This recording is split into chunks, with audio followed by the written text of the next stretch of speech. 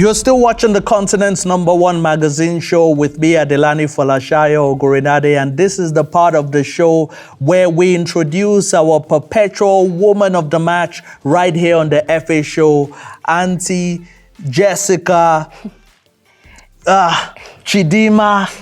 Yeah, Auntie Diski, basically. Yes, that's the one, Auntie Diski. Hi, Ade, how are you? Yeah, I'm doing amazing. Did you see what happened in the COSAFA final?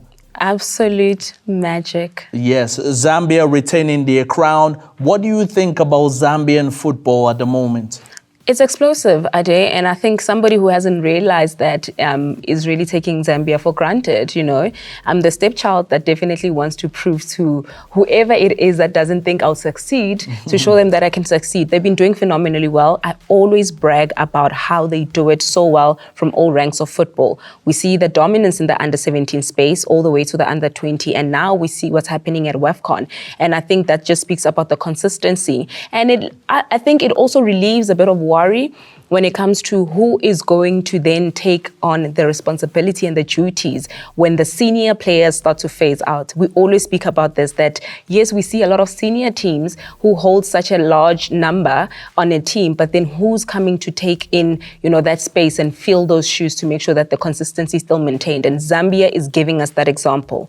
Mukoma walked away with, the golden boots. I mean, that team produced 26 goals and clear goals as well, you know, because you can say 26 goals, it doesn't dignify the league or the tournament or whatever, but it was really clinical goals. And for girls at that age, I think it's absolutely phenomenal.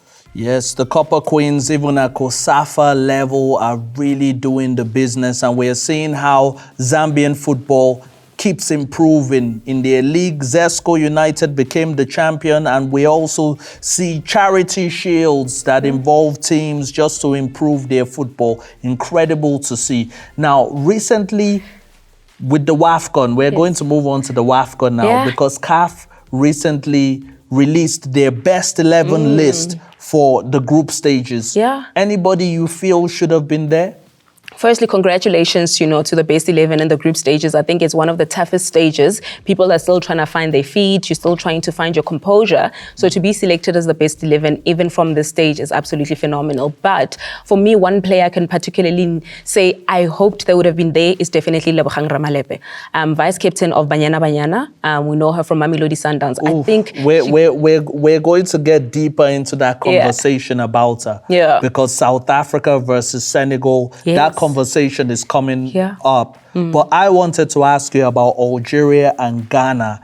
What are your predictions for that game? And then we're going to move on to South Africa versus Senegal. At this point, it's very difficult for me to give predictions of a win or a loss, just because I feel like everybody is going to have a different dynamic when they're going into the knockout stages, because I feel like there's no grace here. It's either you are in or you are out. It is the knockout stages for a reason.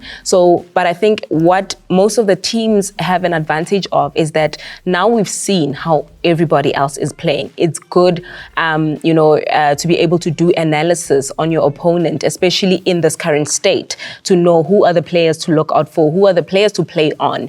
I think both teams are going to use that to their advantage, and I think we're going to be seeing a lot of attacking moments from all the nations, because I think there were a few nations that were holding back a bit, playing a defensive game, playing it safe.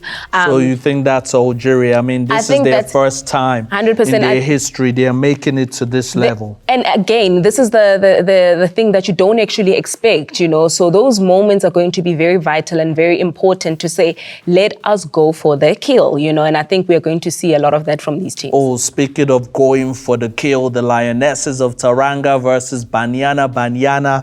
Oh, there's some players that I must bring up. Your Andide Dlamini, who made 5 key saves against Ghana. Your Hilda, the breadwinner, bringing the Nutella with extra butter to this competition. And you have players like Fikile Magama on the right side, combining well with Lebohang that you mentioned earlier, Karabo Dlamini.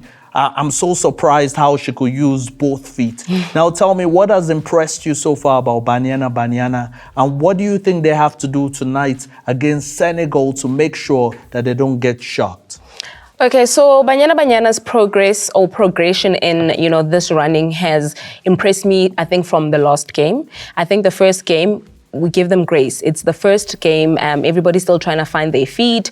A lot of these players haven't really played together in a long time. We do know that you'll have 4 of the players not present for this particular friendly, and then they'll come and join. So I think we can give them a little bit of grace. It didn't really progress, even when we look at their performance when they played against Tanzania. And again, that's when we changed in the starting 11 a little bit drastic than what I had hoped for.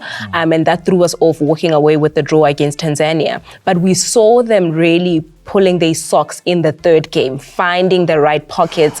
The combinations were now gelling. We saw the inclusion of Hilda Magaya. So I think some of these players having played together next to each other for a very long time, it only makes sense that the tempo of the game is going to progress from that. So I think if it's not broken, don't fix it. Because we saw Dr. Desiree Ellis went back to where we started, and that's when we started seeing those moments. That's when we started seeing Andile shine, the Andile that we know.